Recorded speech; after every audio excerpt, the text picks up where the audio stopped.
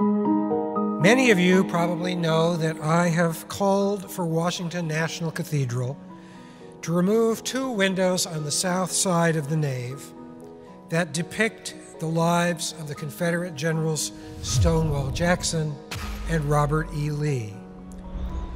These windows, along with their inscriptions, seek to reframe the Civil War and to present these 2 generals as saintly, exemplary Christians. Both of these windows display the Confederate battle flag.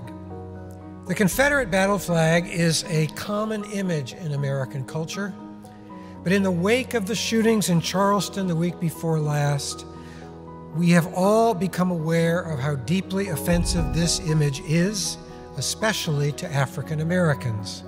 The fact that so many find it so offensive should be enough of a reason to fold it up and put it away.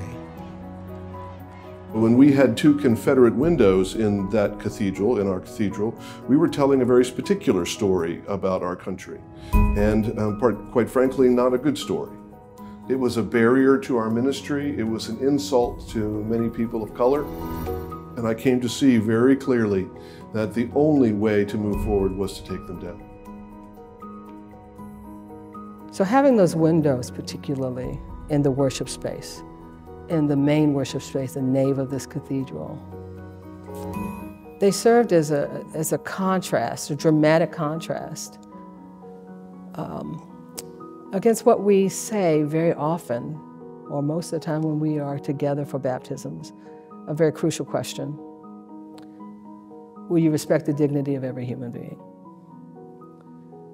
And those windows reflected something very different. Stonewall Jackson and Robert E. Lee were traitors.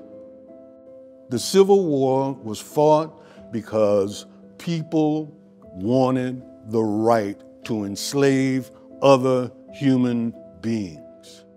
To see the picture that these 2 were saints, and you're going, no, they were traitors. And why are traitors lifted up as saints in this sacred space?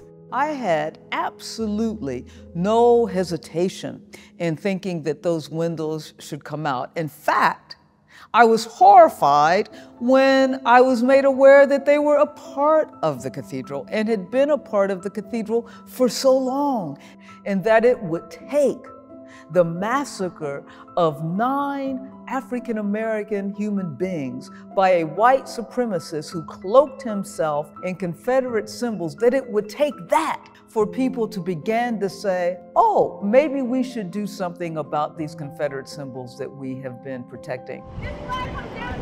Whether they were contextualized or not, to have them in the cathedral was sending a message to people of color that was not a message we wanted to send or that we should be sending from this cathedral.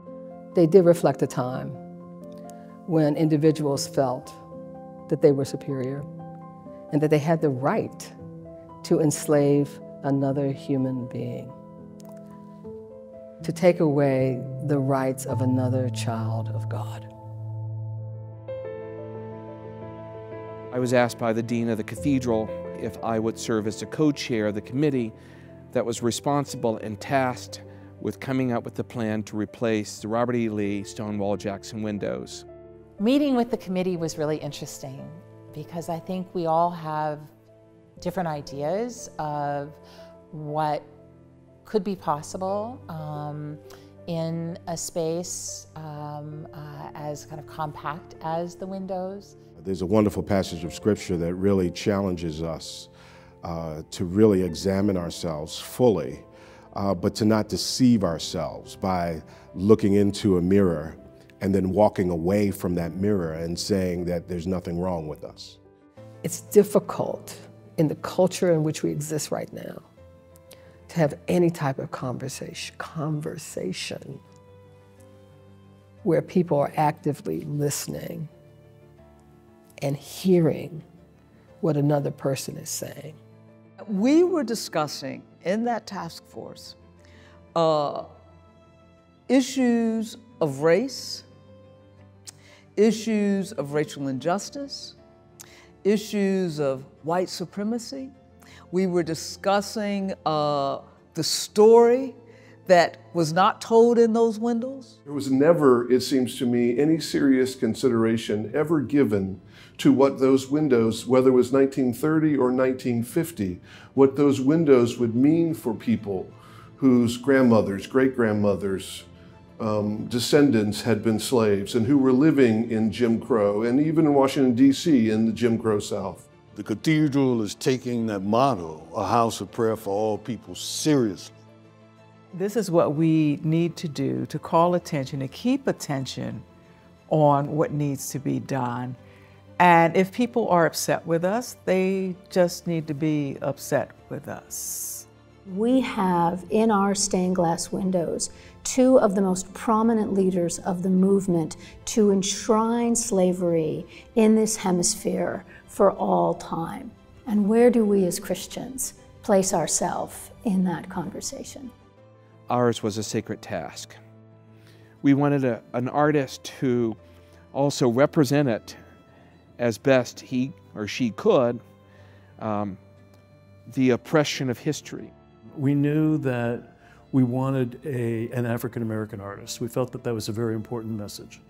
We also knew that we wanted an artist who could address racial justice appropriately for a cathedral, but also with honesty and integrity. We weighed the importance of giving an artist a really free hand and an ability to communicate what they thought was important rather than dictating a specific plan for what they needed to do.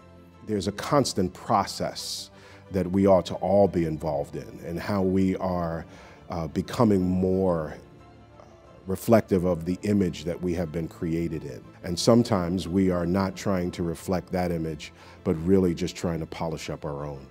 I thought it was a really good sign that we were going to move forward and introduce the project to an artist who had a vision and who had demonstrated an understanding of American history, of African American history.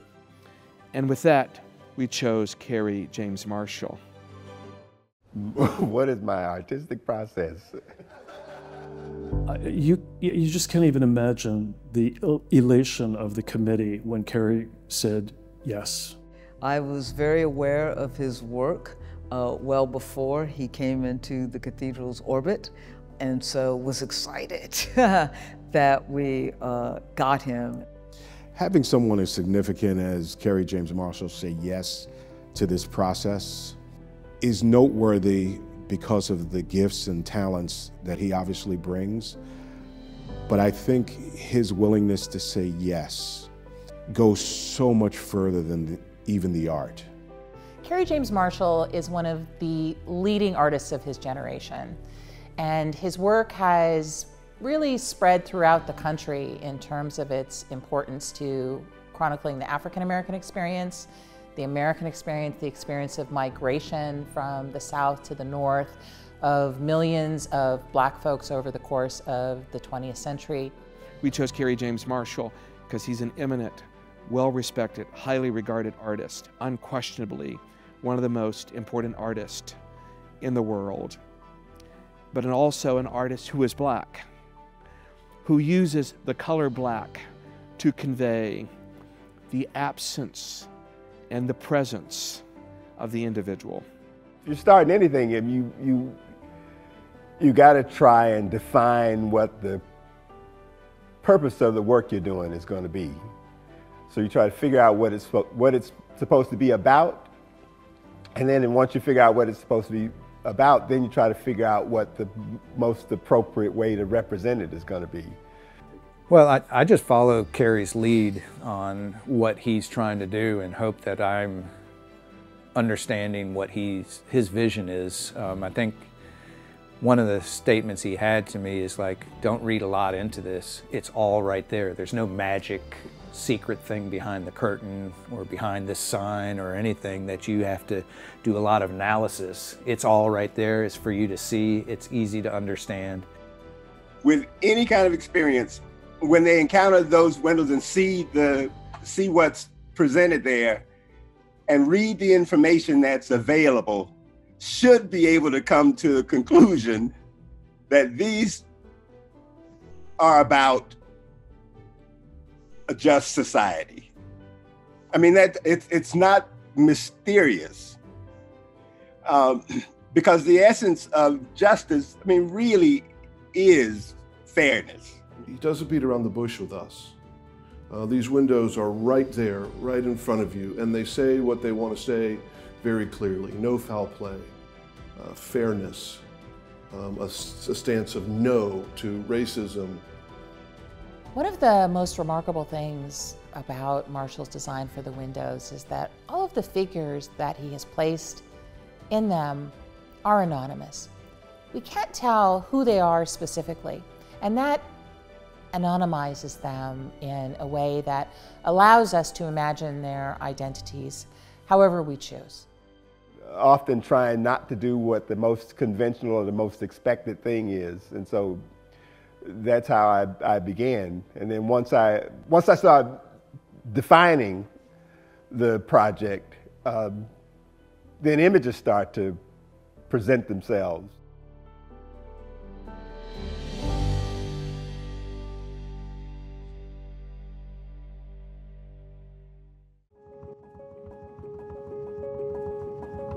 Now, if anything comes of this project, it is people coming into this space filled with wonderment and awe and divinity, whatever your faith orientation might be, and seeing this demonstration of one's march towards justice and being reminded that it is grounded in our faith, our biblical faith, but in our faith in humanity. I'm interested in the moment. I'm interested in now. And I think those windows in the cathedral right now will do some work that I think is important to be done. I think it's progress, and I want to commend the cathedral on the progress that is being made by taking those windows out and putting the new ones in. It's very exciting because it's given us an opportunity to remove a symbol that represents for many a source of pain and replacing it with an expression of contemporary beauty that harkens back to the joy, the power, the strength of Black America, and how much we as a nation are bound together as one people. You can look at these windows over and over again, I think, and see something different and something new. And these windows, you know, now depict this story of freedom on the move. If you look at the windows, I mean, you can see it's processional, but it doesn't just go in one direction. It goes in a kind of circular set of movements. They speak to the fact that we can always make progress, that we can always change, that we can always grow, that God's kingdom is always calling us forward to be better than we are, to learn, to grow, to change. I think those windows are signs of that. We can all talk about diversity, inclusion, and equity, but the word must become flesh. So I guarantee you, if an African American comes in here, and I can't speak for all African Americans, if they're coming in from a different religious tradition, that says to them, we are seriously trying here at the cathedral. Again, let me use the motto, right? To be a house of prayer for all people. I'm always thinking about the subject and its purpose and its place. And then after that, I try to figure out how not to do it like somebody else did it. Poetry communicates emotion. It communicates mental images that can be different for each individual. It's not about facts so much as it is about hope, it is about vision. The words that Elizabeth Alexander gives us will be ones that ask us to think expansively, ask us to engage our emotions, to engage our feelings, and to engage our hopes. I hope that everyone who comes into the cathedral for the first or the 100th time, as a believer, as a pilgrim, as a tourist, that when they turn and find this bay and this window and that poem, that they are caught up in awe and surprise and delight and inspiration. What is ultimately unveiled and what we will see, God willing, for centuries to come, is worthy of this moment and might provide both a bridge to the past and a healing process that is reflected in glass and stone. This morning, it is a joy to dedicate these new windows created by Kerry James Marshall and the amazing poem composed by Dr. Elizabeth Alexander. Windows and poetry that tell a different story, that lift up the values of justice and fairness and the ongoing struggle for equality among all God's children. So for me, the church in general and across all faiths, and this national cathedral in particular, exists as a symbolic representation of humankind's aspirations toward perfection and a desire to keep the promise of redemption when we offend and fall short of the impossible. Now, today's event has been organized to highlight one instance where a change of symbolism is meant to repair a breach of America's creation promise of liberty and justice for all, and to reinforce those ideals and aspirations embodied in the cathedral structure and its mission to remind us that we can be better and do better than we did yesterday, today. This moment that we're sharing now, as we're all praying, as we're all hoping, what I hope, and of course, hope that we're all committing to, is the process. Because the work that's ahead of us will really be the work of taking care of the seeds that we put in the ground. And so, harvest time for our work now is not in this moment. It's in the moments yet to come. And sometimes what we really have to be happy with is that we will never eat the fruit from the seeds that we planted. I think the windows themselves, when they're encountered, bring people to think about that, about their own change, about their own vision of race in this nation of ours. And so what I'm hopeful for is that this is a lesson about hope for the cathedral and about our faith, that we can always be building and changing and growing and drawing closer to the beloved community.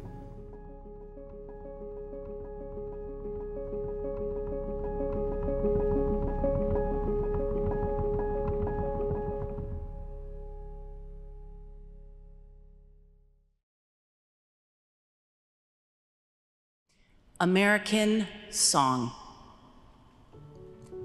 Imperfect, in struggle, contested, more than one voice at a time. Onward, multi, American song, American psalm. A single voice raised, then another. We must tell the truth about our history. How did we get here and where do we go? Walk toward freedom. Work toward freedom. Believe in beloved community. We are not yet close enough to heaven. Aspire to song, aspire to the lift of voices joined to make a mighty noise. What are the luminous, sacred words? Courage, evolve, freedom, community, truth, trust, love, peace, yes, why, agape. American song, American prayer. All of our voices combined into song sing sacred words, true and just. May this portal be where the light comes in.